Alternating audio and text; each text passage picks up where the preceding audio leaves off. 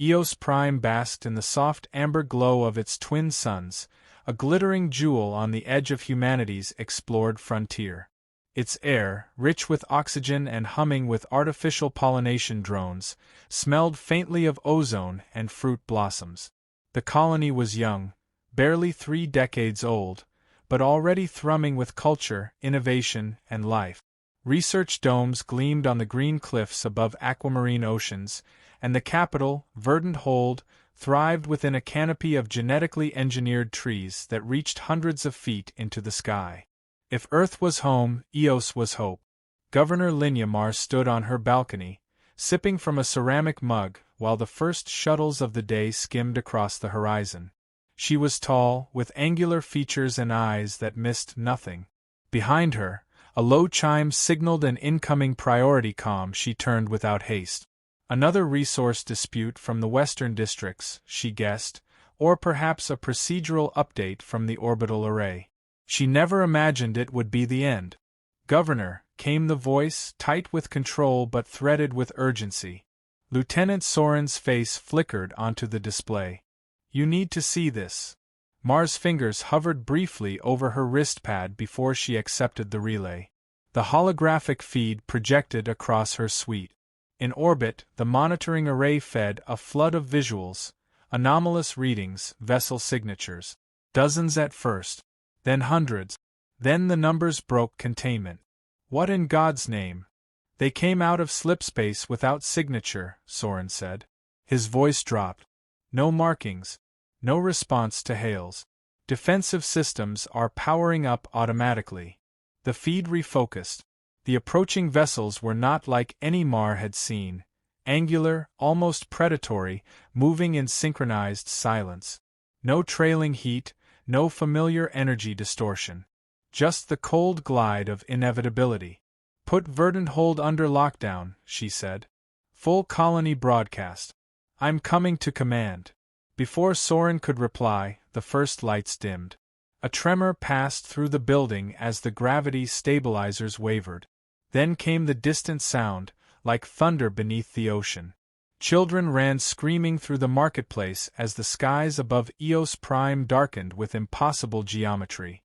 Vessels shaped like obsidian knives drifted down from the upper atmosphere, utterly silent, cutting through cloud and sunlight alike. The colony's orbital defense grid, barely engaged, fired off 3 salvos. 2 struck. The third passed through empty space where a ship had already shifted position. It made no difference. The first impact turned the horizon to fire. An explosion bloomed from the outer district, devouring research outposts and comm towers in a flash of white-blue flame. Buildings crumbled as shock waves rippled outward. Mar was thrown against the command table as the main control room buckled. "Emergency transmission to Earth," she gasped, pushing herself up. Blood streaked her temple. "Send it, now." The technician nearest her, barely out of cadet training, nodded shakily and pressed the sequence. Across the room, emergency shutters slammed down over the glass, casting the room into flickering red darkness. Outside, the colony was dying. Soren barked orders to what remained of the defense crew. "Get those drones in the air, stall them. Buy time." But the enemy was methodical. Their ships moved with mechanical grace, selecting targets not for maximum depth, but precision. Power grids, communication spires, medical bays, the places that kept a colony alive. In one of the southern residential blocks, a mother dragged her son beneath a collapsed support beam, whispering promises she couldn't keep. In a subterranean nursery dome, autolocks failed and air hissed out like a final breath. The colony's AI core, Nora, attempted 100 countermeasures in parallel. None succeeded. Governor Mar watched the final data stream stutter, fragment, and collapse. She recorded one last message. "This is Eos Prime. We are under attack by an unidentified alien force. Civilians, hundreds of thousands, are dying. Earth, we need." The recording cut to static as her voice was drowned by the scream of atmosphere tearing apart. And light. Thousands of light years away, The broken transmission arrived at Earth Command as little more than noise and image artifacts. Engineers worked overnight to extract coherent data. What they pulled from the feed left the Joint Interstellar Council in stunned silence. A single frame, children running beneath a collapsing sky. A ship descending like a blade. The alien insignia glowing faintly on its hull. The president of the Earth Alliance, Marin Holt, sat unmoving as the footage ended. Around her, generals, scientists, and politicians remained silent. No one dared breathe. She spoke at last. How many souls on Eos? 320,000 confirmed residents, came the reply. Plus staff, military, visitors. Total population, roughly 400,000. And survivors? The technician hesitated. We have no returning signals. Eos Prime is gone. No explosion. No radiation. No retreat. Just gone. President Holt's knuckles turned white against the polished surface of the command table. Whoever they are, they struck without provocation, she said. Without warning. They've shown us exactly what they are. She stood. All eyes followed. Prepare the Armada. In the depths of the solar system, Earth's orbital shipyards came to life. From Europa's ice-locked refineries to Titan's sky-hung barracks, a force was gathering. A fire older than war itself was reigniting. And somewhere among the fleet, a woman named Solara Reich stood alone in a silent training hall. She watched the transmission play one last time. Her sister, Emra, had been a botanist on Eos Prime. She paused the frame where Emra's face, smiling in the crowd, turned up toward the sky. Reich's jaw set. 700,000 warships would ride with her when the time came. But even that might not be enough. Solara Reich had seen war before. She had served during the Tau Ceti border rebellions, flown tactical wings during the Archaran standoff, and negotiated ceasefires with factions that barely acknowledged her species' right to exist. But nothing, none of it, prepared her for the stillness that followed Eos Prime's destruction. Not the fury. Not the need for vengeance. The stillness. She stood now aboard Aegis Eternum, Earth's command flagship, watching the projected battlefield model grow denser with each incoming fleet. Over 700,000 warships, drawn from every human-inhabited world, were staging at Lagrange Point 4. There was no posturing, no negotiation. This was not a coalition born of politics. It was the full weight of civilization raised in response to extinction. Behind her, Commander Juno Vale stepped into the chamber. Younger than Reich by a decade, Juno had been handpicked for his tactical mind and ice-veined discipline. He said nothing at first, simply studied the growing holographic display. 17 more carriers arrived from the Centauri belt, he said eventually. All are fully armed and AI synced. No delays. Reich gave a faint nod. Civilian engineers are still upgrading weapon nodes on the second wave. What's the estimate on drone synthesis? 90% operational by tomorrow. Earth's autowoms are producing 10,000 combat frames per hour. The assembly just approved 24-hour overdrive cycles. She turned. And morale? Juno hesitated, then answered truthfully. They're ready to fight. But it's vengeance that holds them together, not unity. Reich moved past him, her black command uniform catching faint light from the navigation wall. She had lost her sister on Eos. Every move she made now carried the ghost of that absence. She wore her grief like a blade, honored it, sharpened it. In the command briefing room below, the highest-ranked fleet captains were assembling. There were no ceremonial welcomes, no perfunctory handshake. These were warriors, scarred, silent, and too experienced to romanticize what was coming. Admiral Kentaro of the Europa Bastion Fleet addressed the room. Our scouts have confirmed the enemy uses no conventional propulsion. Their vessels phase through subspace layers. We're still working on countermodels. But they have one clear vulnerability: they underestimate us. The room stirred with murmurs. Kentaro pressed further. They strike fast, without dialogue. But they're not infallible. At the Varelian Rift, We recovered a partial wreck, structural alloys we can scan. Their shielding reacts to harmonic frequencies. We're developing waveform disruptors now. Not fast enough, someone said. Reich stepped forward. We don't have time to perfect this war, she said. Only to survive it. The enemy wiped out 400,000 of our people in under 5 minutes. Civilians, scientists, children. The silence was absolute. She looked across the room, her gaze lingering on each face. We aren't responding with diplomacy because there is no seat at their table. We respond with what they made us feel. And we end it. If that makes us monsters in their eyes, so be it. No one argued. Later, alone in her quarters, Reich examined the one object she'd carried from her childhood, a worn music sphere that played old Earth lullabies. It had belonged to Emra, once a gift from their father. She activated it now, and the room filled with the simple notes of a forgotten song.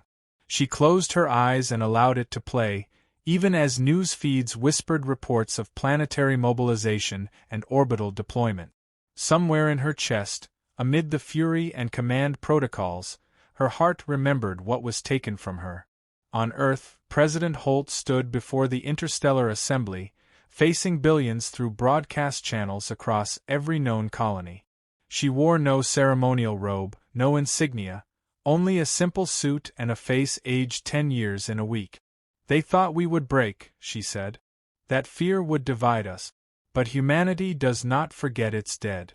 We carry them into every battle. Not because we seek destruction, but because we refuse annihilation. The vote that followed was unanimous. The Armada Treaty, dormant for 200 years, was activated. All planetary governments ceded wartime authority to the Interstellar Command under Reich's leadership. A single chain of command. No delay. No politics. Across the Sol system, fleets launched. Some rose from dry docks the size of continents. Others from hidden arsenals buried in the Martian crust. Civilians watched from orbital rings and moon stations as the skies darkened with the passage of ships. The largest fleet in human history was on the move. In the quiet of deep space, scout ships blinked into slipspace. Their orders were simple: locate the enemy. Map their reach. Do not engage unless compromised. One such scout, the Calder Spear, transmitted a partial log before vanishing, a recording of alien architecture suspended in empty void, cities grown from crystal, orbiting a black star. And a message, translated from quantum code. 4 words. This is your end. Back aboard Aegis Eternum, Reich studied the decoded message. No tone. No context. Just certainty. Is it arrogance? Juno asked, arms crossed beside her. No, she replied. It's calculus. They don't see us as alive. They see us as variables to eliminate. She shut down the feed and turned to the fleet schematic. Then let's teach them math. A strategic AI lit up beside them, codename Vesta. It had no face, only a voice and the luminous shape of shifting polyhedra. Armada Command is at 98% readiness, Vesta intoned. Estimated time to hyperspace formation, 16 hours. Any word from the Zarin vessels? Reich asked. Vesta hesitated, a pause calculated for dramatic impact, though unnecessary. None. No communications. No demands. Only movement. That was the true fear, Reich realized. Not simply that humanity had been attacked, but that it didn't matter to their enemy. No motive. No warning. As if 400,000 lives were deleted to clear space for a statistic. But they had misjudged humanity's memory. As the fleet engines lit the dark, a ripple spread through space. A soundless drumbeat. 700,000 ships aligned in sectors and spirals, unified by a singular gravitational tether forged through command mesh. Solara Reich stood at the helm, framed by stars. Open the last channel, she said. The comms officer nodded. To every world that watches, she said, voice carried through the void, we do this not for conquest, not for pride, but because we remember. Every name lost on Eos Prime lives within us now. We are not bringing war. We are bringing an answer. She paused. And we are 700,000 strong. The channel closed. Orders were locked. The armada began to move. And deep in the unseen dark, the enemy watched and prepared. The first engagement did not occur in a known system, nor near any celestial landmark marked on human star charts. It happened in a dark stretch of interstellar space, where light from surrounding stars barely touched the void. The Vanguard fleet had just slipped out of hyperspace when their sensors registered mass shifts, curvatures in gravity inconsistent with any known phenomena. For a brief moment, there was nothing but silence. Then space broke open like glass. The enemy arrived not in waves, but in patterns, emergent, intelligent geometries that unfolded from impossible angles. Alien warforms, larger than any previously seen, slid into real space without warning. They bore no lights, no emissions, no heat. Only that ominous hum, barely perceptible through the hulls of Earth's finest ships, that made every veteran instinct scream. Solara Reich stood at the command platform aboard Aegis Eternum, watching the data unfold in front of her like a prophecy.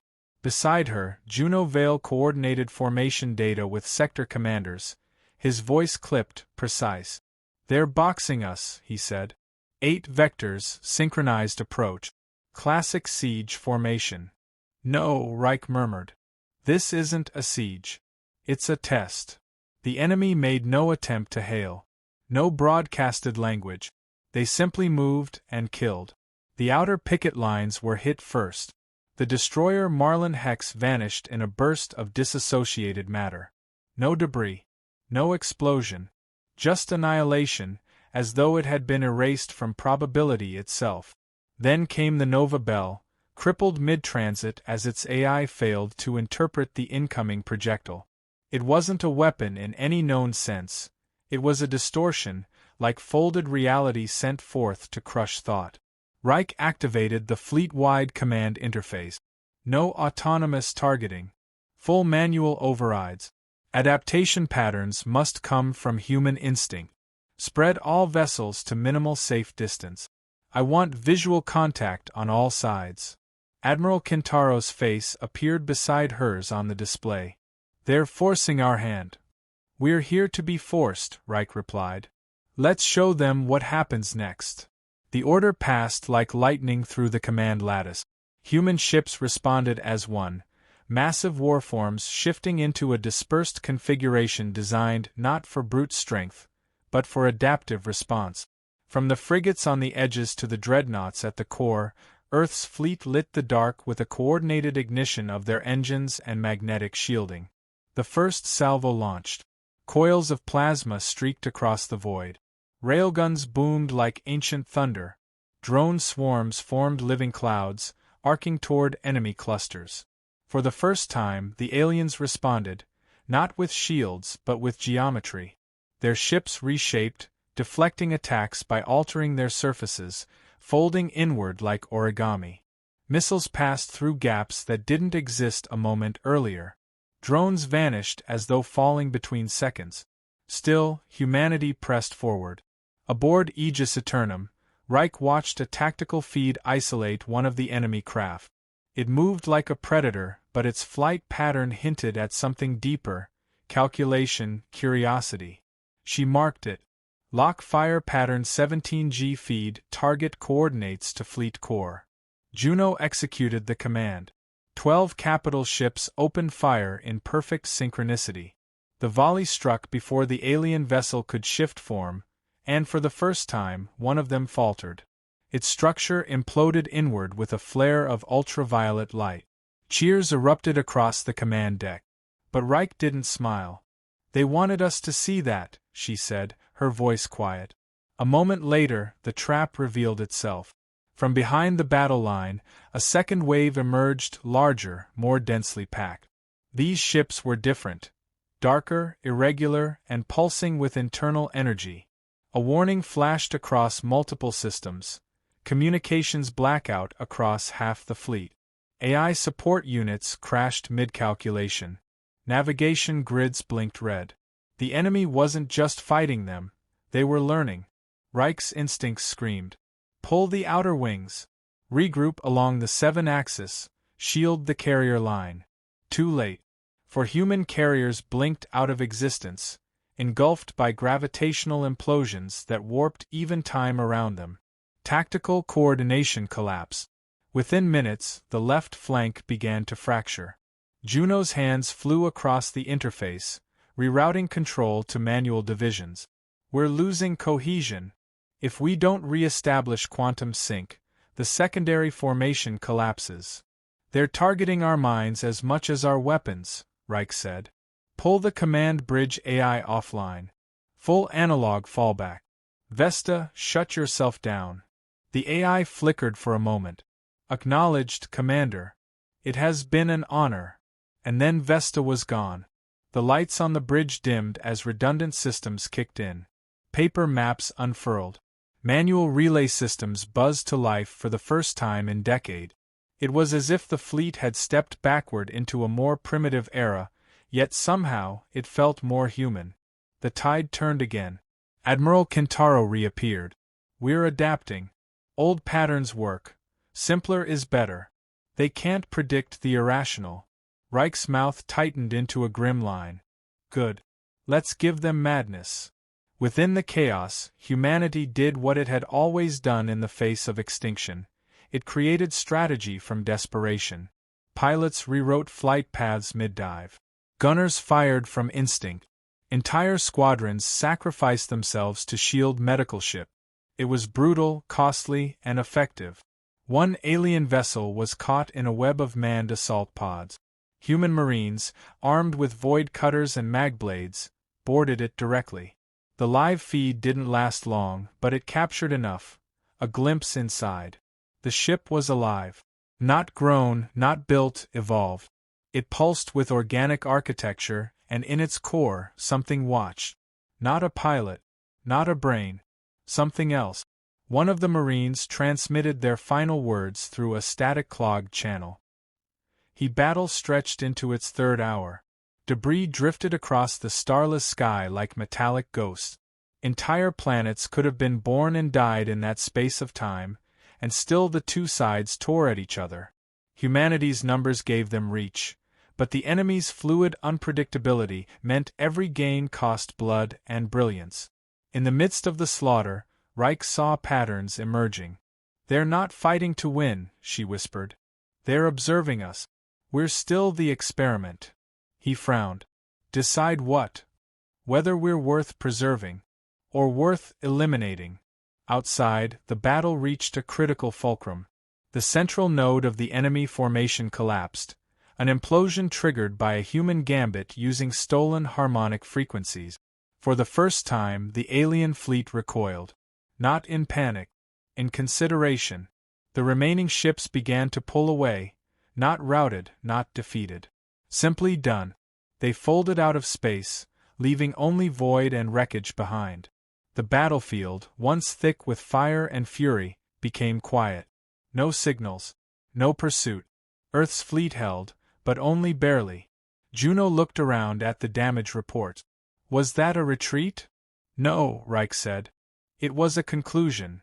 She stood at the front of the observation deck, watching the last of the enemy's signatures vanish. They know what we are now, she said. We didn't win. She glanced down at her sister's music sphere, miraculously unscathed despite the shockwaves that had rocked the ship. We survived. And somewhere, out in that unfathomable dark, the enemy waited, no longer guessing. Now choosing. The quiet after the battle felt unnatural, like a silence held too long by someone who still had something to say. Across the remains of the combat zone, debris drifted slowly, hulls torn open, drive cores still pulsing faintly in the dark.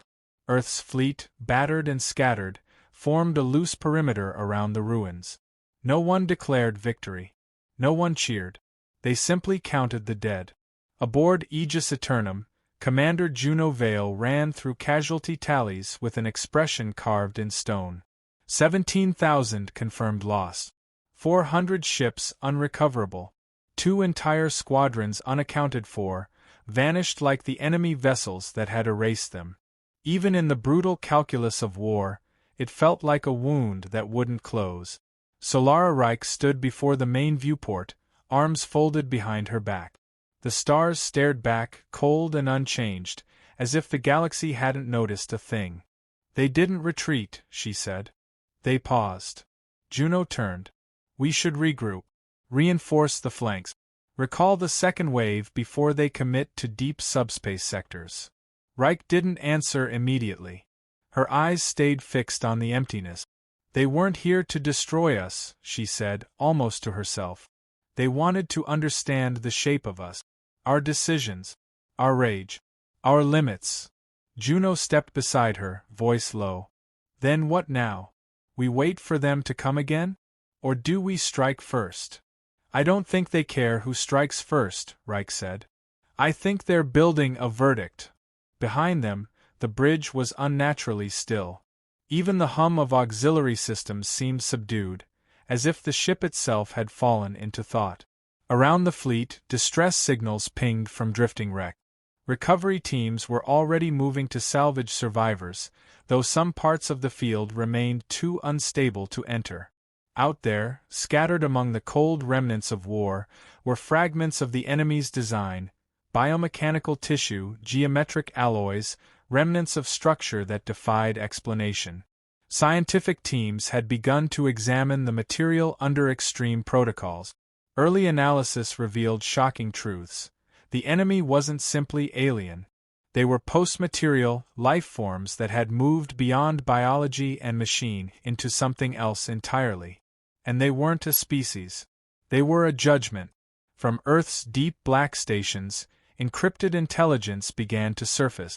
Dr. Lyra Askena, a leading xenotheorist, broadcast a brief to high command, her expression unreadable. We've seen this pattern before, she said. Not in evidence, but in theory. Civilizations that reach a certain threshold become visible to interstellar entities. Not gods. Not empires. But stewards. They watch and, when necessary, act. Not out of malice, but out of maintenance. Reich responded in person. Maintenance of what? The galactic ecosystem, Lyra said. Entropy. Balance. Evolutionary pressure. Too fast, and a species becomes a threat to others. Too violent, and it destabilizes emerging life. Too reckless, and it collapses under its own weight. Juno leaned forward. You're saying this was an audit? I'm saying, Lyra replied, we just made contact with the interstellar immune system. And it hasn't decided yet if we're a virus or a symbiote. In the days that followed, no further attacks came. Patrols ventured into the dead zones left behind by the enemy, scanning, recording. One scout vessel discovered something chilling, a lattice of energy, pulsing with dormant signals. It resembled no technology humanity had ever seen, yet bore a pattern hauntingly familiar: neural structuring. A mind waiting to awaken. A memory left behind. Reich ordered full lockdown of the discovery. Whatever it wasn't finished. Back on Earth, the assembly reconvened under emergency protocol. Civil unrest had begun to simmer under the surface, not out of fear, but out of anger. People wanted justice. They wanted blood. But who could they fight when the enemy had vanished into spacetime like a myth? President Holt issued a somber address. This is not a war with an enemy who wants our land or our cities. This is not a war we can win with bombs. It is a mirror held to our nature. And the reflection will decide whether we see tomorrow. Some called it surrender. Others called it wisdom. Reich ignored the noise. She stood in the armory hall of Aegis Eternum, watching soldiers train with outdated weaponry by hand. No AI support, no augmented reflex. Just skill. Precision. Discipline. They moved like dancers in zero gravity, their bodies honed by fear and defiance. It reminded her of Eos Prime, of the days before war was automated, when humanity still fought by instinct rather than calculation. Juno approached, holding a small object, Emra's music sphere. It had been recovered from her quarters after the last engagement, found playing the same haunting lullaby. I had it reinforced, he said. Polyweave casing. It'll survive anything now. She took it, nodded silently, then turned back to the viewport. Do you believe we deserve survival? She asked. He hesitated. Deserve? No. But maybe we've earned the chance to prove we can. Her expression softened. Then we have work to do. In the weeks that followed, the fleet rebuilt. Not with complacency, but with preparation. Scientists studied enemy remnant. Philosophers debated their meaning. Soldiers trained without pause. Even children on the outer colonies began learning new protocols, lessons in resilience, in silence, in unpredictability. Earth had changed. All of humanity had. And still, the stars gave no answers. Then, one evening, far from any beacon or fleet lane, a listening station on the edge of known space received a signal. It wasn't a distress call. It wasn't a broadcast. It was a question. Translated by linguistic algorithms into the simplest possible form, it read, "Are you ready?" Reich received the transmission on a secure line. No one else was awake. She stared at it for a long time, the words suspended in light. Beneath her fingers, the music sphere pulsed, echoing the signal's rhythm. She tapped a reply, simple and direct. Come see. Somewhere out in the dark, something stirred. The game had never been about survival. It was always about what came after. Whether humanity could stand not as conquerors or victims, but as something new, something worthy. The fleet engines hummed again. No alarms, no sirens. Just readiness. Because next time, the test would not be survival. It would be evolution.